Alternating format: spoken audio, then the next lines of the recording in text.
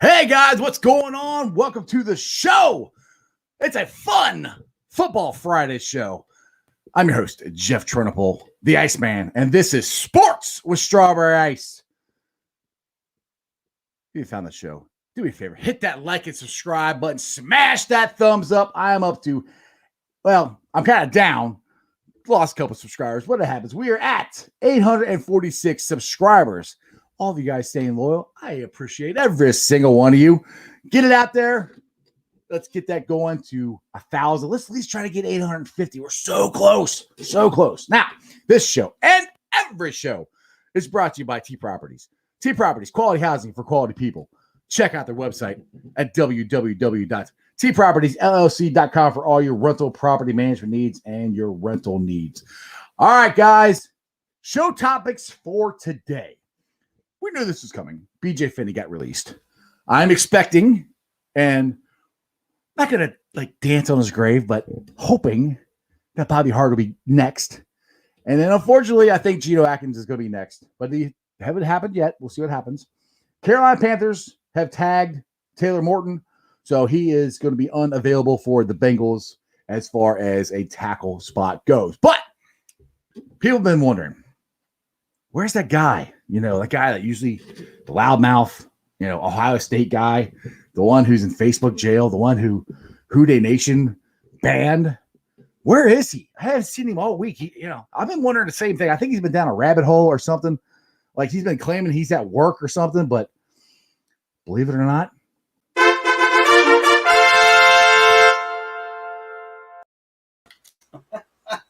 what is up, brother? He is back. What's up, brother? What, man? Yeah, you act like I've been gone since Monday or something, man. Come on. You have been gone since Monday. Oh. Anyway, what you were speaking about earlier. Yes, sir. Yes, sir. What's up? What's been going on? I missed you, brother. Man, a lot of work, brother. Just a lot of work. Thank God it's Friday. TGIF, as somebody just texted me a second ago. Oh, yeah, baby. Thank God it's football. As we like to call it, the Fun Football Friday show. I know it's not football season, but around here, every day is football season, except for when we're talking about the Reds or the Bearcats or the Blue Jackets. But other than that, it's football season. True. So what's cracking, buddy? Nothing. Just talking about what we've been talking about the last couple of weeks. The guys that the Bengals are going to release, and BJ Finney is the first one to go, which is not surprising. I don't know why they haven't released Bobby Hart yet or Geno. I think Geno is going to suck. I mean, maybe they're trying to restructure Geno's contract. That would be great because I would love Geno to finish out his career here. But at the money he's making, it's just not worth it right now. They but to create as much money as, we've said in the past that releasing these guys would create and give just a huge boost to the Bengals as far as money and what they can do. I mean, they're gonna have more money than most of the teams in the NFL to spend. And next week, I think next week I've heard it's gonna be a bloodbath. I mean, lots of big names are going to be, out there.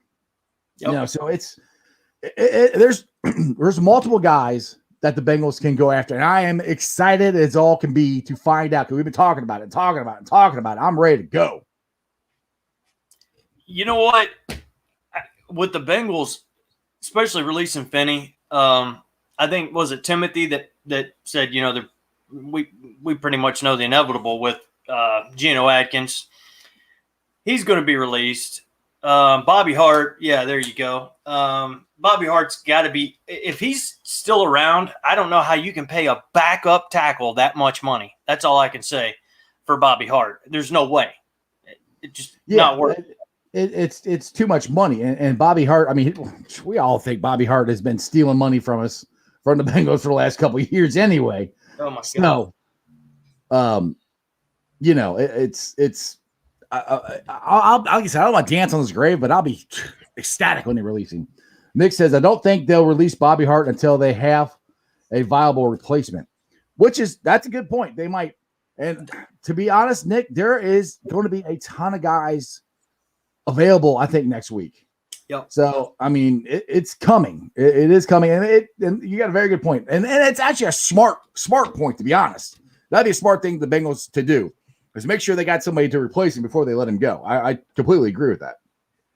Yeah, you know what? Exactly. It's going to be a huge week next week. I mean, next week we are going to figure out who all is out there for the Bengals. Because I say that because we're one of the top, 5 teams with all this cap space, man. It's insane. So right, we're going to literally be able to kind of pick and choose these players. And as they come out, as Bengal fans, we're used to seeing these guys getting cut and going, yeah, well, we ain't never going to get him. We ain't never getting that dude. We ain't never getting this guy. Well, last year and this year is totally different. And I believe we will be going after our offensive line in free agency and most likely in the draft as well. We'll see about that. Yeah, well, they came out. There's a James Rapine came out with an article yesterday or today. I can't remember which day it was, but basically saying that the Bengals are pretty much locked in on Sewell, which is fine. I mean, I've said this over and over again. As long as they get Sewell or Chase, I'm good. But if they get Chase, do they go with Chase instead of Sewell?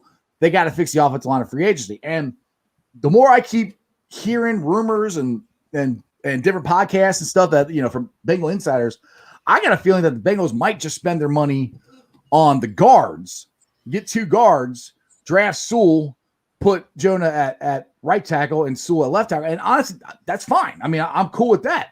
I mean, they just got to, if you tell me that they're going to have 3 new offensive linemen on this team next year, that sign me up. I will take that all day long, because that'll be better than what we've had.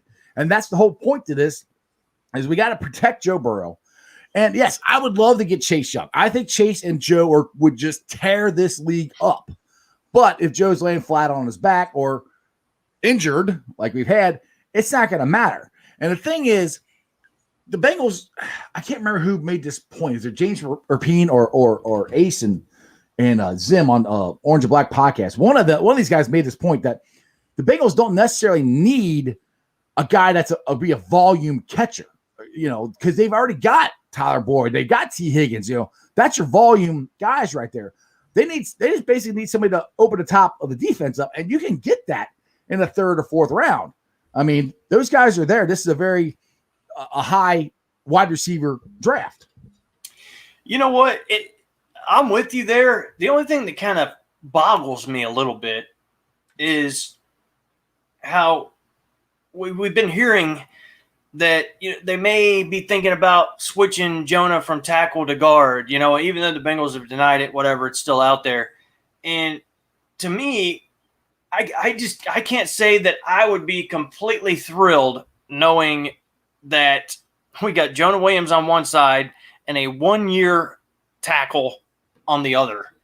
Right. That would scare me a little bit if I was Cincinnati, especially with rumors coming out about him going inside, which would make his draft pick, and I hate to say it, it'd make him a bust. Which, honestly, I don't care. If that's what they got to do, that's what they got to do. I don't care. I don't care what the Bengals have to do, just as long as it's the right thing for the team and for Joe Burrow and the Bengals moving forward. I don't care. I mean, it just – I want it to be the right moves, the right amount of money, because I mean, there's lots of talk. Tooney might get asked for, $20 million. I don't see the Bengals giving them that much money because, and the thing is, they don't necessarily have to, because there's other guards that are out there that are free agents already, and they're going to be cut. So Bengals fans, look, I want Tooney. I would love to have him, but the Bengals have got a lot of money, but they got to make sure they are smart with their money and not sign these guys to ignore exorbitant amounts of money that we're stuck with in a couple of years, or we got to take a big salary cap hit to get rid of them. Hang on, I want to answer this question here. Bob K asked a while what my favorite hockey team is. Well, obviously, you haven't been watching the show this week because I was wearing Columbus Blue Jackets stuff the other day. So the Blue Jackets are my favorite NHL team. Ohio, man. I'm Ohio all the way, baby. So anyway, had to get that out there. Isn't there a Tampa Bay team down there that skates on ice? I can't remember. Yeah. There's something they're called the Thunder or Lightning or something like that. They might have won the Stanley Cup last year. I don't know. My wife might have said something about that. I'm not sure because 2020 is a really bad year for everybody except Tampa Bay sports fans. They won the Stanley Cup, they won the Super Bowl, and they also went to the World Series. So, so feel bad for Tampa Bay. Wow. Thinking about that, I've not really looked at it like that. Yeah. Trust me, I have. I'm married to it. So. Yeah, you've been there. Yeah, you're married to it. Yeah. Exactly. Yeah, that's impressive. They should be thankful and happy, that's for sure, because I know that once Super Bowl comes to Cincinnati, we'll be burning the place down. Oh, you're going streaking. I already know that. Oh, of course. All right, Nick says you could get a free agent, Will Fuller. That's another one that we could get. I mean, there's lots of guys that the Bengals can get. There's lots of options, and that's what I want them to do. I want them to have options. I don't want to be pigeonholed into one thing. All right, William House, what's up? I don't remember your name on here, but welcome to the show. And you subscribed. Love it. Do you think the Bengals will trade up to get Sewell? No, I don't think they will. The Bengals don't normally trade up. And the thing is, the Bengals need their draft picks, so they'd be willing to take some of our draft picks away. So no, I can see the Bengals actually trading down. And if they take care of the free agency tackle position or take care of the free agent position and tackle, I could totally see them trading down and trying to get Pitts or somebody like that and adding, a second or another first, round pick. So that I think is more likely than them trading up to get Sewell. They want him, but I don't think they're going to trade up to get him. And the thing is, as long as I think three teams, they got to wait, they got to sweat it a little bit. The Jets. If the Jets go with Darnold, they're either going to take a wide receiver or they're going to take Sewell. If they trade Darnold, then they're going for a quarterback. Then you got Miami, same thing. They're going to take a wide receiver or Sewell, I think. And then you got the Falcons. I think it's all the same thing. So if he makes it past all those teams, then yeah, he's ours. And he very well could do it because all those teams could take quarterbacks and they could take a wide receiver. Because I mean, everybody is talking about it's wide receivers here. They're talking about Devontae Smith and Jamar Chase, and I'm blanking on the guy's name. The wide receiver for Alabama, who's the number one. Devontae Smith. No, the other one, the one who was their number one guy. Yes, Waddle. Waddle could be better than all of them. Very, very easily. So I mean, nobody's talking about him. One of these teams could jump up and take him too. So I mean, wide receiver, it could be, there's a lot of wide receivers. There's Pitts. There's only one offensive lineman. So that could be a good thing. That could be a bad thing. But there's lots of these teams all in front of us. Most of them need quarterbacks or they need wide receivers.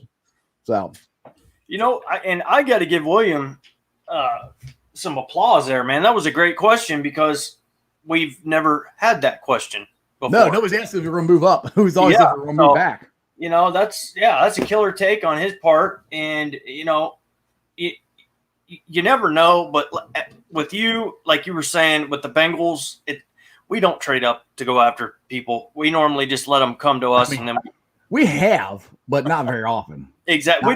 We don't trade much at all, period. We do. We trade for Corey Glenn. And how'd that work out?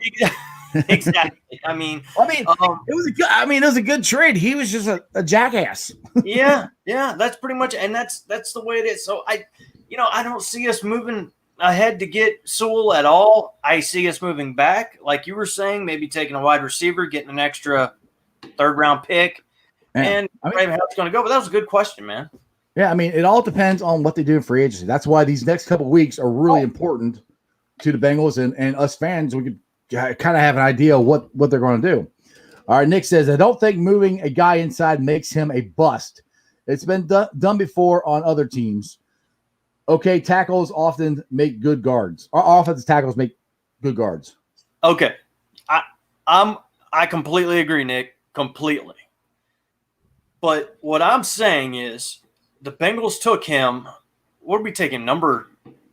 What was he? Who, Jonah? Yeah. 3, 4? No. He was 6, 7, somewhere around there. Oh, 6, 7. Okay. I think so, yeah. Even at that, even if he was a top 10, well, he is a top 10 pick. We'll put it that way.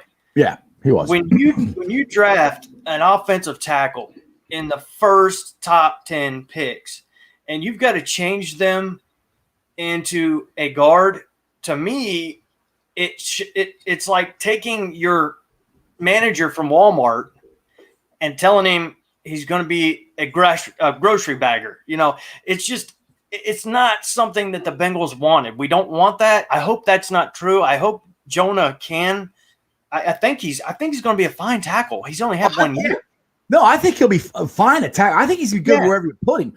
My point is if you get, you sign 2 tackles, then you still got to fix the guard. If you're doing that, then the logical thing is to move Jonah in there. I personally think that they are going to sign 2 guards and a tackle. And if they do that, well, maybe not tackle, because like I said, I kind of changing my mind on that, because I think I trust what James Rapine is reporting. I think they're leaning more towards Sewell, but they also might draft a tackle who could start. But if you get Sewell, then he starts, and Jonah. Anyway, it's all up the air. And look, dude, Jonah, he's in a rookie deal. So you know what? At the end of the day, we're still only paying him rookie cash. But if he were a big free agent and we brought this dude on, and we had to end up taking him from tackle to guard, that would be a issue contractually. But we don't have to worry about it. He is still, and he played 1 year. He's going to be great. Right. Now, Matt says, would you rather have Fuller or Sewell, Tooney or Chase? Now, again, it's kind of I have to see. I can't answer it until I see what they do in free agency, because if they fix the offensive line of free agency, then I want Chase all day, every day. If they don't, then I want Sewell. So that's kind of where I either want Sewell or I want Chase. That's kind of where I'm at, and it depends on what they do in free agency. I don't know what you got, Jeremy. You know what? I'm with you again on that one, man. I mean, the fact of the matter is we got to go through free agency. We have no idea what's going to happen. We have no idea who's going to be out there. Once we do figure it out, then we'll be all right. But until then, we could do a million different things, man. Yeah. I want what's best for the Bengals. And to me, what's best for the Bengals is not to pigeonhole themselves into having to take somebody, because they did that with Billy Price. They had to take a center, and we're stuck with him. That's what happens when you pigeonhole yourself. That's what I don't want the Bengals to do. I want them to have options to be able to, draft the best player, take the best trade, whatever's best for the Bengals is what I want them to do. And the best thing for them is to have the most options. All right. Tommy says, there's not a lot in this draft class to want to trade up for. So I have a hard time seeing the Bengals able to trade down. Well, they might be able to trade down because his teams want some of these quarterbacks. So that is, I could see that happening. I can't see the Bengals trading up. I can see them trading down because the quarterback class, some people got the kid from BYU going ahead of Fields now, which I think is ridiculous. But that's what happens. I mean, guys jump up after the season. That's Yeah, there's nothing you can do about that. And yeah, I'm with him there. We've got to make our pick count for sure, no matter who it is. But at the end of the day, we're definitely not moving up towards I don't 2. think so. No. Jennifer, I see you're watching me on Facebook, which is great. Can you go to the YouTube channel and subscribe? I'd love it. Anyway, appreciate you. You're awesome on Who Day Nation. If you guys ever want to see one of the most active members on Who Day Nation, go check out what Jennifer does on Who Day Nation. She has some of the best posts on the chat on the group ever. It's awesome. Anyway, do you guys think the Bengals will wait until the 17th to sign Lawson? They have until the 9th to tag him. Thoughts? That's a good question. I hope not. I would like them to hurry up and get it done, but I have a bad feeling that they will wait because I think Lawson he's in his prime. And that's what, and I want to put this, preface this. I don't want the Bengals to mess up Lawson like they messed up on the Shaq Barrett deal. Shaq Barrett, the Bengals could have signed him in 2019. He wasn't the Shaq Barrett he is now. They thought he had a shoulder problem. He went, and they backed out of the deal. He went to Tampa Bay and has been flat dominant for 3 years there. I don't want that to happen to the Bengals again with Lawson. Yes. And like I said, if you watch our shows at the end of the football season, beginning of the offseason, I did not think Lawson was going to get big money. I was completely wrong on that. Lawson is going to get big money because he's one of the top pass rushers, and he's only 25. So the Bengals have the money to pay him, and I'm willing for them to pay him. I have a bad feeling that they're going to tag him because I kind of like this offseason kind of reminds me of last year with AJ and Mixon. You know, it's like, what are you going to do? Now, neither one of them AJ was a free agent, but Mixon wasn't. They were going to just extend him. But these two with Willie J3 and Lawson, they're going to, if they don't do something quick, they're going to have to tag one of them. And I got a feeling it's going to be Lawson. They don't want to lose Lawson. They're more willing to lose Willie J3. I'm not willing to lose either one of them, but, you know. So I don't know if that answers your question, Jen, or not. Yeah, go ahead.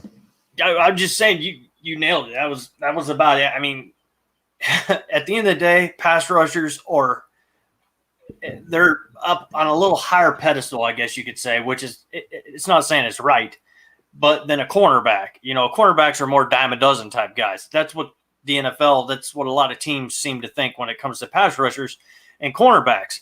I'd hate to lose both. I don't like to think about paying him near $17 million for 1 year. But if you tag him, that's, you know, but you might have to pay him that much if you pay him that much over 4 years, it's not as bad. And the way the Bengals have been structured contracts, they give them a lot of money up front, which doesn't give them the big salary cap hit. So that's the way the Bengals have been structured. That's why I think they're going to try it, which the players want that because that's the guaranteed money. So if you look at contracts this way, and this is the way I think most football players look at it, if they get the upfront money, that's already guaranteed. You can't take that away from them. And basically the first year is guaranteed because they just signed you to the contract, so they're not going to cut you. So your bonus or your bonus money is guaranteed and your first year is guaranteed. So you want those two pretty high, you know, and they can drop off after that because there's a chance that team the next year, the year after that might cut you, you know, and the team wants that money lower.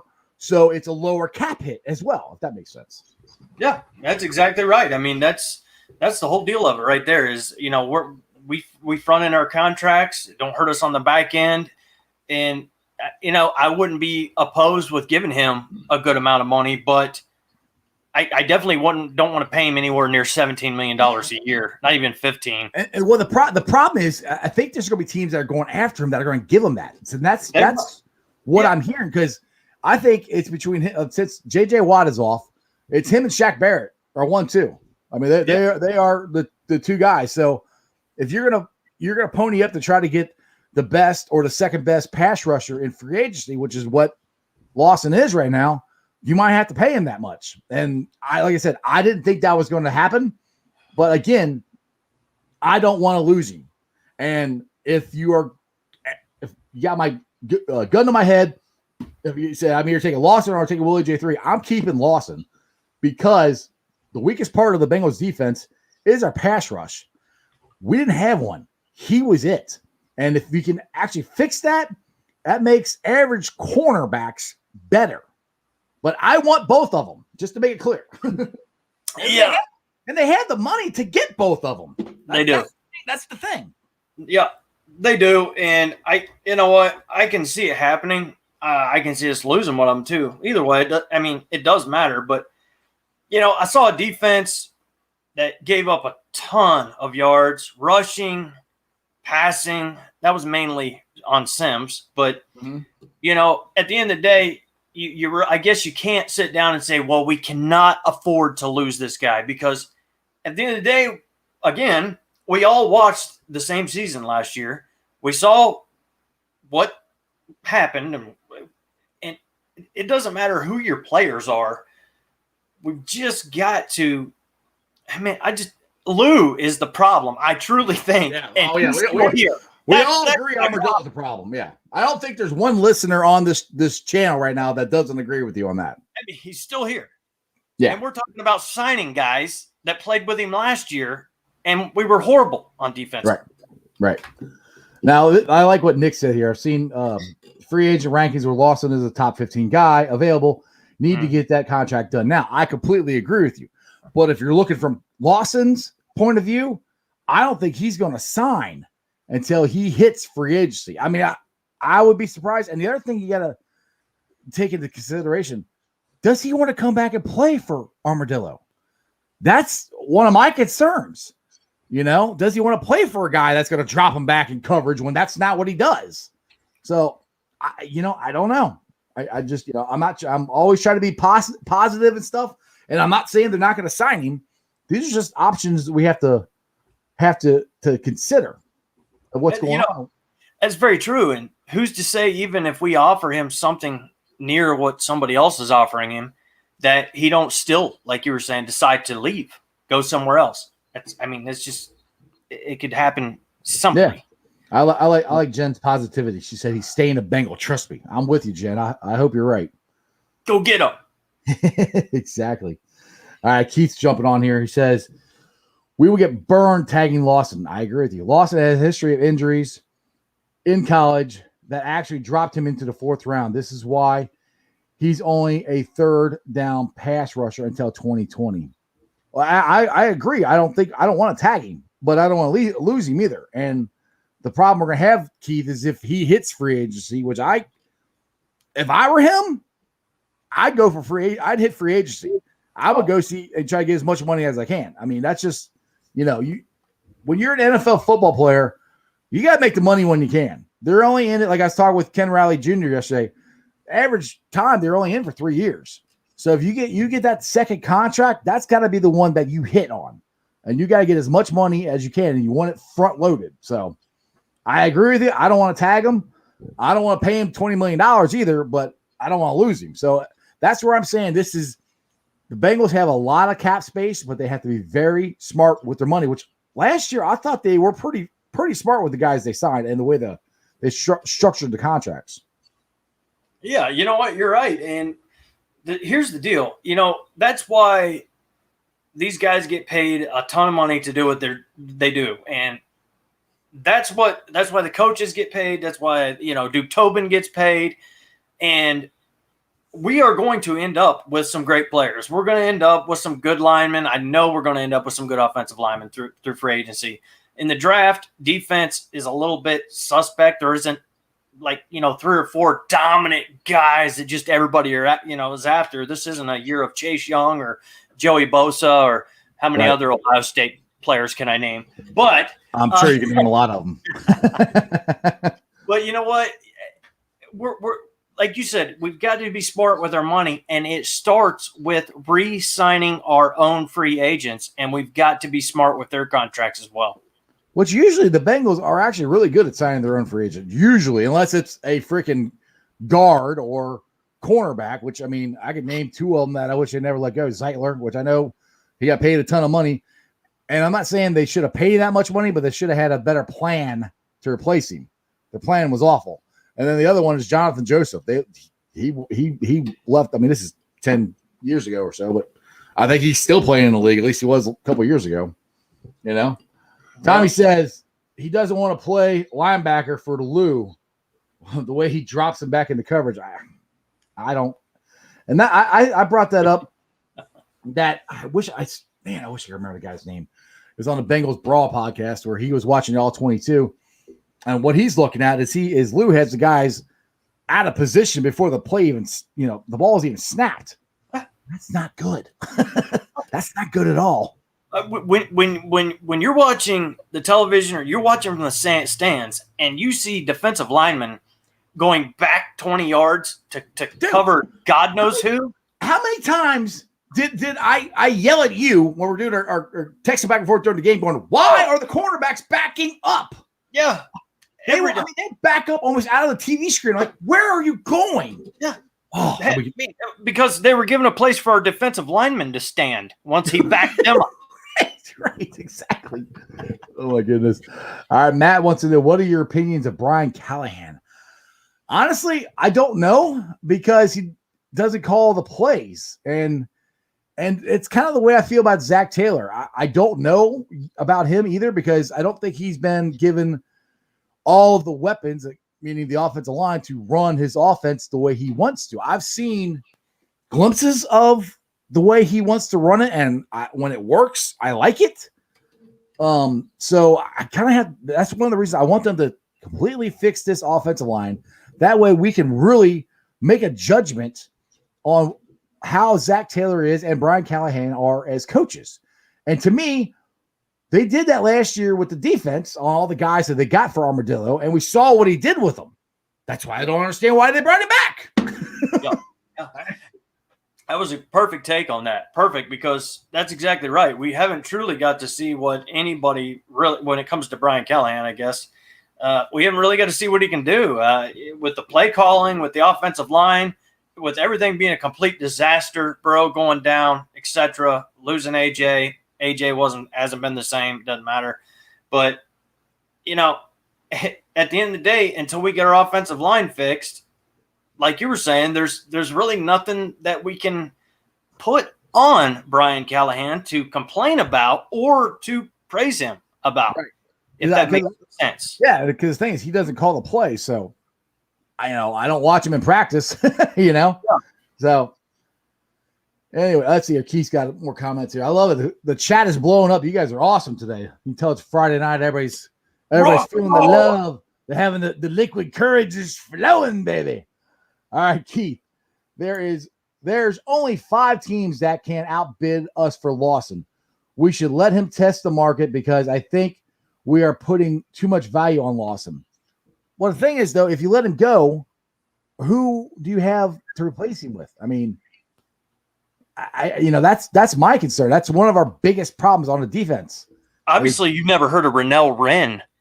Well, I didn't get to see him watch him play last year because he got hurt. I mean, I hope he's his whole career. Yeah, I know. Now, I agree with Nathan here. He says we should focus more on the offense than the defense in the draft. I agree, and I think that's what they're going to do. And that's kind of one thing I've said, too, is not that we should neglect the defense. I'm not saying that at all. But we should pretty much put all of our eggs on the offensive side of the ball and protecting Joe Burrow and giving him as much weapons as you can. And I think that, because like I said, I don't think Armadillo is a very good coach. So we gave him what he wanted last year, and you saw what he did. Now I know they got injured and stuff, but I don't care. Even when they weren't injured in the Indianapolis game when we gave a 22 freaking point lead. So that's, so I agree with you, Dave. I think we should focus on the offense. Yeah, well, we've got to focus on one thing. For one, it's the offensive line. We've got one good thing about our defense. A lot of people forget, but our linebackers are completely young bucks. I mean, these guys literally were drafted last year. Yeah. So you know what? They're going into a second year there. We've got to figure out a pass rush.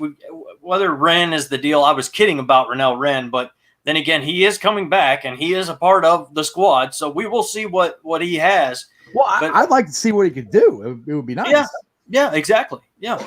See these guys actually healthy. And Trey Waynes is the only guy that did not play a game with Cincinnati last year on defense that we signed, that Lou just sucked up the place. Even with Reeder, everybody said, okay, well, we want to have Reeder beside Geno. Well, that happened for a game or two.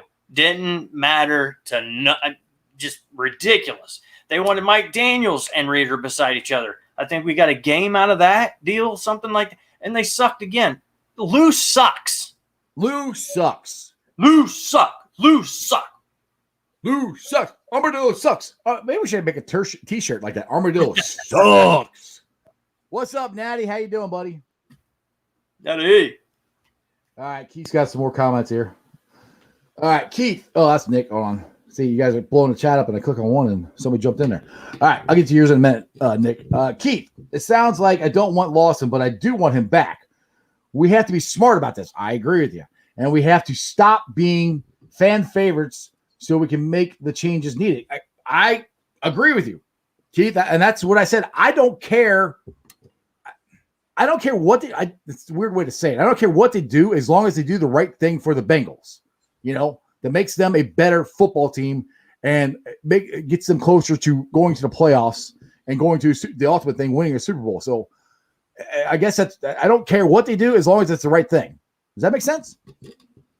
Yeah, that makes exact sense. I'm sure Keith, and I know where Keith's coming from too. My God, how hard was it to watch? Like I just got done spouting off about Lou. I won't go back into it, but how hard was it to sit back and watch that? Oh, it's awful. Yeah, and to sit here with our salary cap being the way it is, and almost contemplating, like, do we really need this guy? Do we really need that? I mean, man, we should be wanting these guys, needing these guys. And Lawson just hasn't been that premier guy. WJ3, he's been a solid corner. What do you do? I don't know, man, but I just wish there wasn't as much wondering going on in my head. I know probably in a lot of other people's heads too, but just why Lawson can never get over that guy down. Yeah, that's the thing. And that's one thing that kind of does scare me about, because I think he's my height. He's 6'3", but he's fast as hell. But he's 6'3". It's hard. Like, it's hard to get a guy down. Like, I've referenced this play a lot. There was a time where he got to Roethlisberger, big dork Ben, and he's hanging on to his ankles. He's like a little ankle biter, and he Ben just flips it for a touchdown.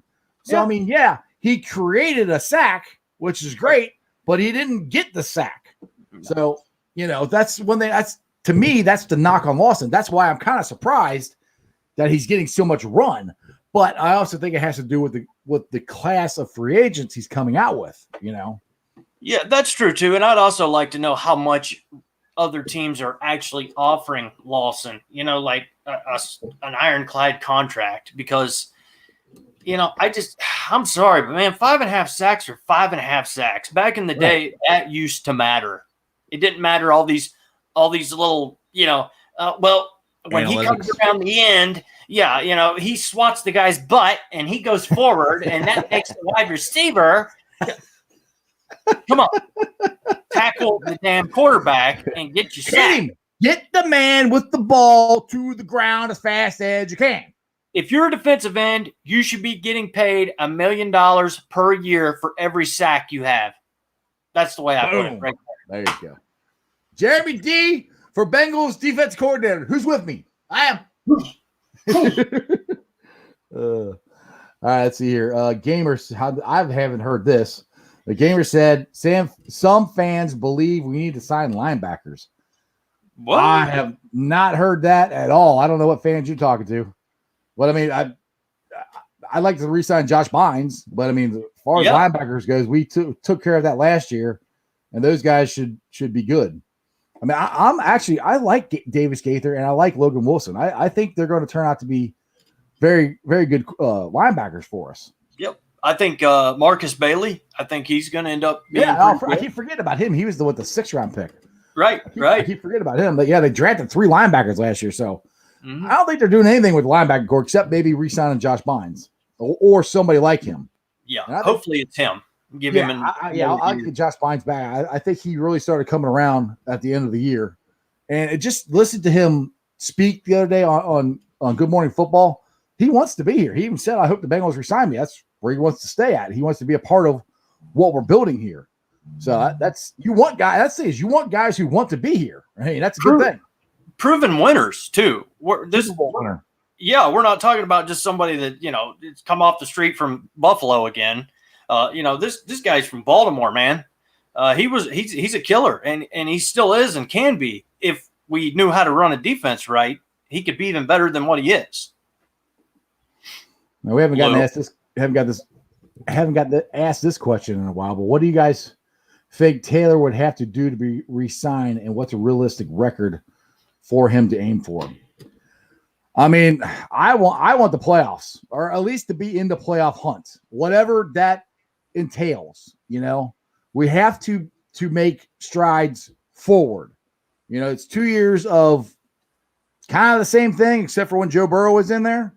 And in Zach's defense, he hasn't had the players to be competitive, because I've said this before, that if you look at the team that Marvin Lewis took over and the team that Zach took over, the talent level was way better already when Marvin Lewis got there than what Zach Taylor had. So they got to at least be in the playoff hunt. What do you think, Jeremy? Yeah, that's a good question. That's a tough one, really. It's been a while, since we've heard that question. To me, man, it's playoffs. I mean, we've got to be there. This is the second year of Burrow now. We spent a ton of money on defense last year. We're going to spend a ton of money this year on, God knows, the offensive line, maybe some more defense, whatever. Do our draft the same way.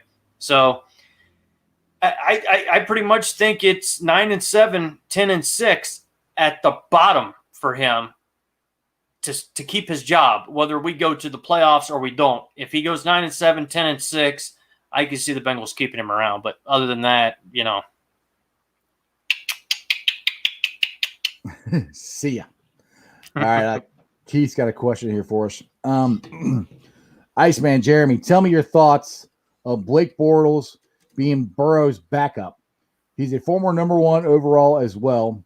Not too old and a free agent. Played with the Rams system as well. And he also was the backup to some guy named Tom Brady. So that could help too. Honestly, I'm good with that one. I would be fine with getting Blake Bortles as a backup. Another one I talked about earlier this week is now I'm drawing a blank on his name, from the Washington football team. Alex Smith. Thank you, Alex Smith. That's another one I would be fine with having as a backup. Those are the kind of guys that I want as a backup. Ones that are veterans. They of course they all want to start, but they know they're there. That's not what they're here for. They're not to compete for a starting job. They're here to help the starting quarterback and help the team. Those are the kind of guys I want, and they're serviceable guys that, if God forbid Joe gets hurt, they can come in and make a play or two for us and win a couple games till Joe gets back, hopefully. Yeah, to me, Bortles, Smith, they're all in that pretty much know now where you're going to be. Even though Bortles, he's still maybe reaching for the sky a little bit, which he's still young. But at the end of the day, I'm so confident in Joe Burrow that I think whoever we've got as a backup, if we can keep Joe Burrow safe, he's going to take us where we need to be. So it doesn't matter who's behind him. I do like the experience, especially with Alex Smith. But, man, if we threw Tyrod Taylor behind him, it wouldn't bother me either. And honestly, that's just like you said there with talent of Joe Burrow. That's why I think the Bengals, this is why I think the thought process is they're going to go all in on the offense, because you give Joe Burrow an offensive line and weapons. You saw what he did when he had a crappy offensive line, a half of AJ Green. He wasn't a full AJ Green. No, we were in every game, and he's running for his life. You give that man a decent line. I mean, I want a great line, but if we get a decent line, he's going to kill the NFL. He's going to destroy them. And the other thing is, people forget, we have Joe Mixon. That man has never had an offensive line to run, or in front of him to run through. Those two guys, the two Joes, the Joe Show, as Jennifer put it on Houday Nation, the Joe Show, that those guys can take us somewhere. And the thing is, if you look at, all right, let's go back to the 05 team, the first year that we made the playoffs in, forever. That defense wasn't awesome.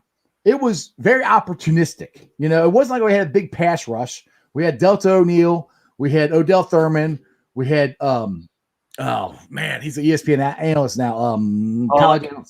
David Pollock. I mean, those are the guys that stand out to me, but it wasn't like we had a big edge rusher or anything like that.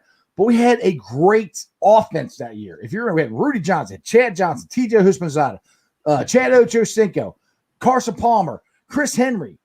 That's where I think this team needs to get to because, again, I don't trust Armadillo as far as I can throw him.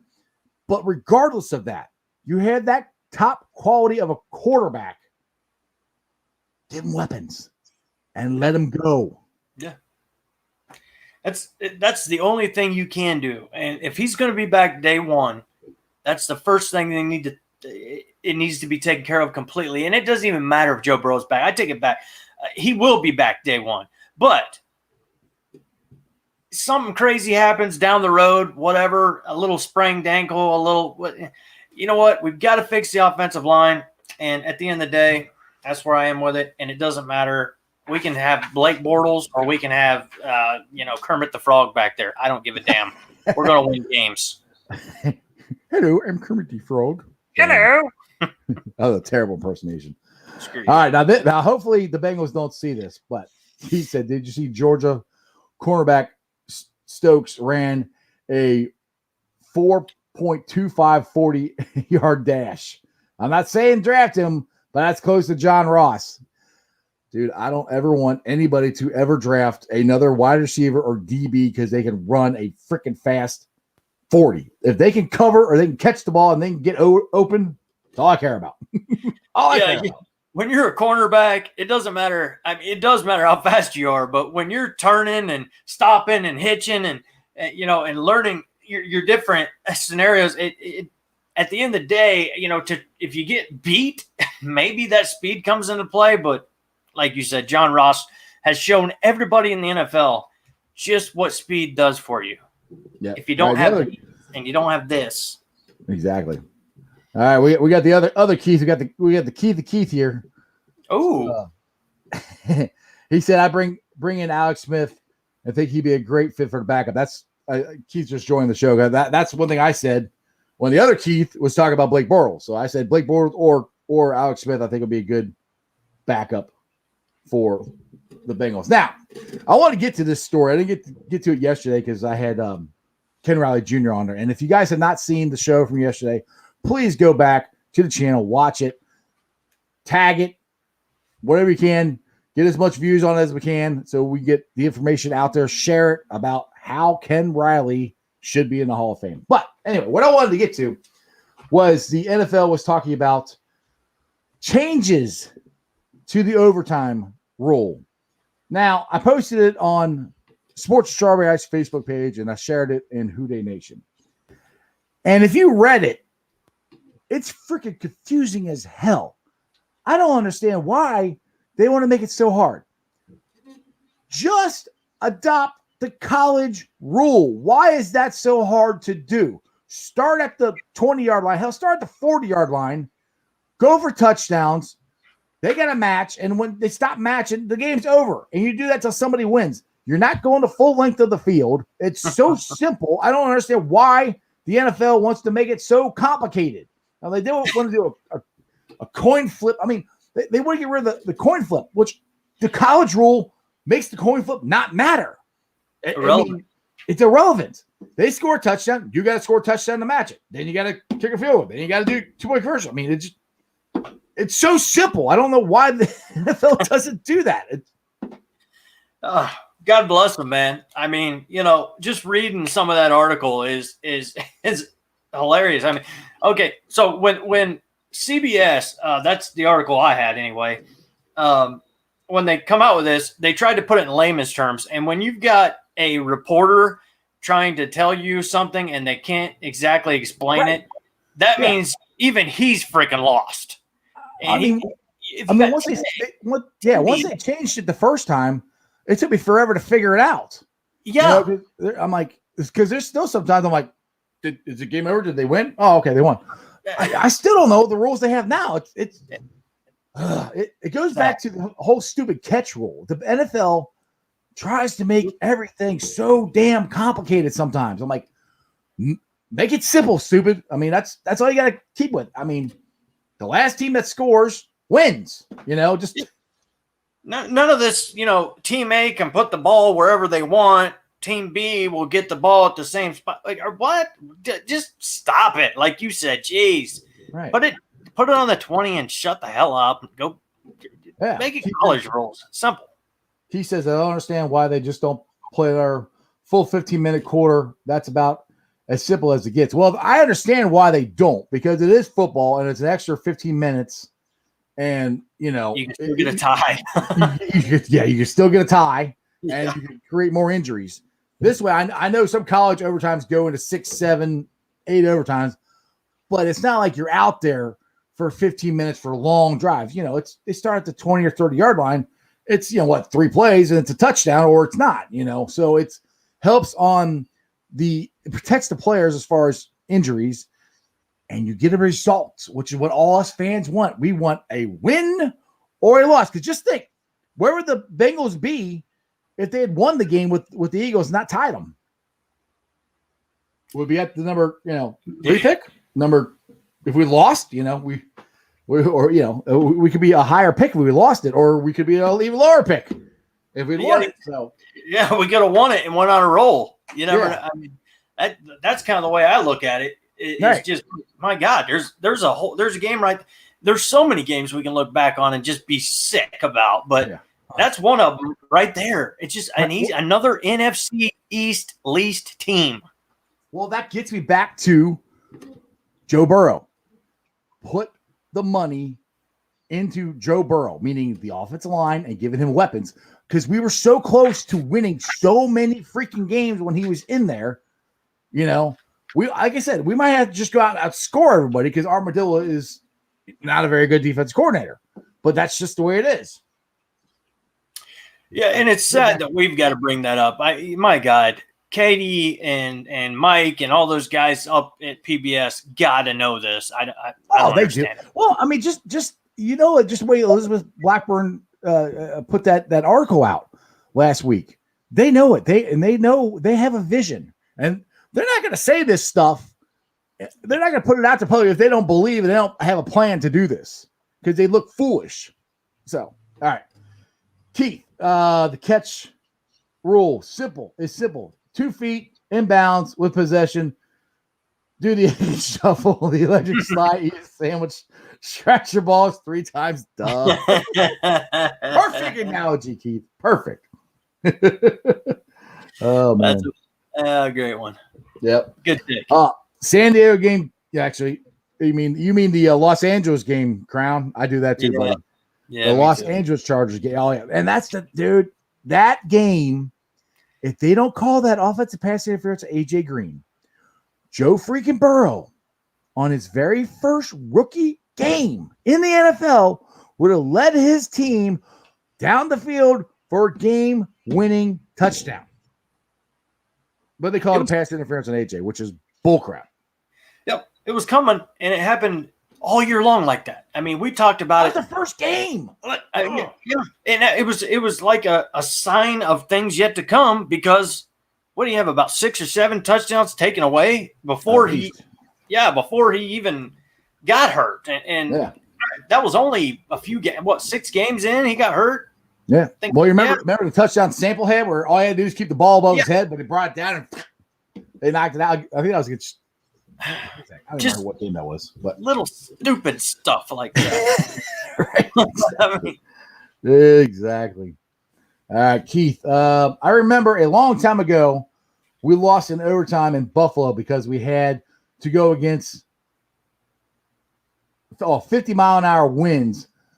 But back then, if you won the coin flip, you took the ball first and the team that scored won. Yeah. Well, and that's what the NFL wanted to get rid of. They wanted to get rid of it coming down to the coin flip, which I understand. They want to give both teams a chance, which is what the college system does. Both teams get the ball. That was their whole thing, and they've just tried to way overthink this. That's exactly right. I mean, it's pathetic.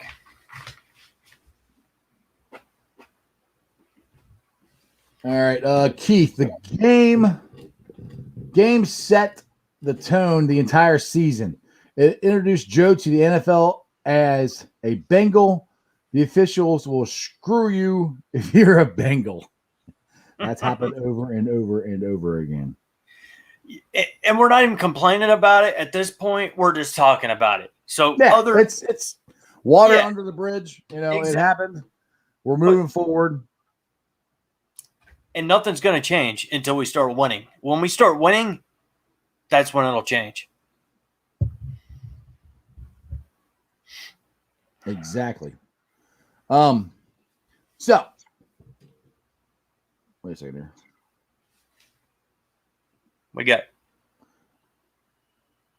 I got somebody trying to mess with my show. I'm trying to get rid of them. Okay. Well, then I'll just take over for a second. Would you? But no, man. I just really want to know who this person is, guys. I'm sorry. God, I can't quit thinking about it. Anyway, no. I think it's going to be very simple for us as an organization this year. We spent on defense last year, spend on the line this year, take care of Burrow. If we've got to win through the offense, we'll win through the offense. If we've got to be we're going to have to be a better defensive team, period, even if Burrow comes back. And I don't know what you think about that, Jeff, but I truly think that our defense is going to have to raise the arches quite a bit, even with a healthy Burrow and a Higgins. And they got to do something. I mean, I'm not, like I said, we can't totally, we can't totally forget about the defense. I mean, you can't. You have to do something, but it's up here in storage. Yeah, it's just I just don't know what they did so much last year, and we saw the results. So that's where I'm like, I want to get it. We need to get to me to fix it. You got to get edge rushers. You got to get pressure on the other team's quarterback, and you got to stop the run, that's basic football. Right. I don't know if Armadillo can scheme to do that. So that's where I'm like, we can't. Again, that's where I'm like, the Bengals have got plenty of money to really fix this team, and both sides of the ball. They just got to be smart with it, and like, you can't neglect the defense. But I really want them to go offense heavy, though. I really do, because they put money in defense last year. I want them to keep Willie J3. I want them to keep Lawson if they can. If they can't, then have guys that they can sign that are just as good. But even if you sign those two guys, you still have to get an edge rusher, which you can, I think, in the later rounds in the draft. And possibly, Von Bell is probably going to get released. There's other guys that are going to get released. There's a lot of people next week that's going to get released. So you have to see what happens next week. Yeah, I'm with you completely there. But we've got to, I wonder sometimes what our defense would look like if, per se, it was in Tampa or if it was in Kansas City, or I just wonder sometimes, what would our players look like under a different coach? And it hasn't been that long since we hired Lou, but he's freaking horrible. And I would like to know what our best talent would stack up against some of these other teams that we gave up almost 400 yards rushing. Come on, man. Exactly. All right. Well, it's about 6:30. I think we're gonna get ready to roll on out of here. But next week, I want to let you guys know. I know it flew by, didn't it? It was fast. Yeah. Next Monday, my boy Bengal Jim will be joining us on the show for a little while to give information about he's calling it the Jungle to the Hall. The rally he's putting together for Ken Riley and Ken Anderson. He's got it linked on his Facebook page, Bengal Jim's Before the Roar Tailgate Experience. And he's also got, I also have it on my Facebook page myself. So make sure you guys go and check that out, and they'll give you all kinds of information. Now, before we head on out of here, as Matt has reminded me, we have to do the Zeke of the week. Ooh, I forgot about that. Ooh. Yeah. Somebody messed with my show, and it's got me all discombobulated. But anyway, I will go first. You guys. I will go first here. All right, my Zeke of the week is, like I said, I had Ken Riley Jr. on my show yesterday, and just talked about Bagel Jim getting the rally together, and how it is a travesty that Ken Riley, the Rattler, and Ken Anderson are not in the Hall of Fame, Pro Football Hall of Fame. So, believe it or not, my Zeke of the week, and it might be this for a while, is the Pro Football Hall of Fame. You guys are my Zeeks of the week. Get it together. Get the Kens in. This is ridiculous. They should have been in well before this. It's a travesty. Look at the numbers. Look at Ken Riley's numbers. He's still fifth. Sorry, that drives me nuts. But go ahead. Hey, there's no disagreements here, and I don't think there probably are out there anywhere. But since you took that, I guess I will have to one up you. I'm not a big gambler. I don't know. But anyway, wait. This is coming from the guy who bet $100 on the Bengals going to the Super Bowl this year. You're not a big gambler. That's $100. It's only $100. Holy crap! Jeez. No, I'm just saying. I mean, it's $100. I'm gonna make freaking $1,600, $2,000. Come on. Yeah. And then we going out, baby. Woo! I'm taking you in your nice shoes. Yeah. All right, get up. Sorry, guys. Yes. Mine is right here. I don't know if you guys can see this, but this is Fox Sports 1. They just signed Callahan. No. Not Callahan. Almost. He's almost as bad. Actually, he is just as bad. No, this guy's worse, but keep going. Skip freaking Bayless to 4 years, $32 million. If Fox cannot, first off, this is what it gets to me because they were in a bidding war over this idiot. Does anybody on my channel here watch Skip? I mean, because I can't stand the guy. I can't either. He's getting $32 million, and he was in a bidding war with ESPN. They were having a bidding war over this guy. I mean, sorry, I know I don't speak ill of fellow commentators. Okay, but Skip Bayless. I mean, he's just as bad as Stephen A. Smith, man. And I know probably Stephen A. is watching this because he's got to know me because Stephen A. know everybody. We ride together. Yeah. Oh, yeah. Me and Jeff took a hot air balloon from his grandmama's house to his mama's house. But anyway, he knows everybody. Skip Bayless, same thing. Knows, it just gets on my damn nerves. And to see an NFL contract come out of a TV contract makes me sick. For a guy who just made money out of saying the most outlandish, stupid takes. They're dumb. I mean, they make no sense. And then he sits there and tries to debate Shannon Sharpe. I feel bad for Shannon Sharpe that he's got to deal with this idiot. I'm like, I can't stand Skip Bayless. Me neither. Ugh. He's in the Callahan territory, man. My God, you got me all fired up on that one. Got the Hall of Fame, and you got Skip Bayless. I need a beer. We need to get the hell out of here. Let's roll. It's time. All right, so it's Friday, baby. All right, that brings me to the Facebook groups that let me live stream on them, and I invite you guys to all join them. They're great groups to be a part of. They are Houday Nation, Ohio State Bucknuts, Bearcat Ruckus, Cincinnati Reds, rounding third and heading for home. The Ice Bar, which is a show page that me and Jeremy do. We put lots of silly memes and different sporting information, and just if we're ever doing anything with the show, we might post it there. You can also follow me on my Facebook page at Sports with Strawberry Ice. At this point right now, I have 584 likes. 626 of you guys follow me. I appreciate you guys. I'm also on Instagram, Twitter, and TikTok. Again, Monday, Bengal Jim will be joining me. Next Thursday, Anthony Kazenza from Cincy Jungle will be joining us. Podcast tonight.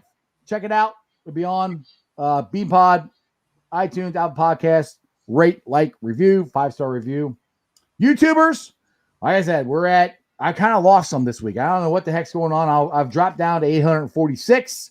Looks like I added a couple of them today, which is great.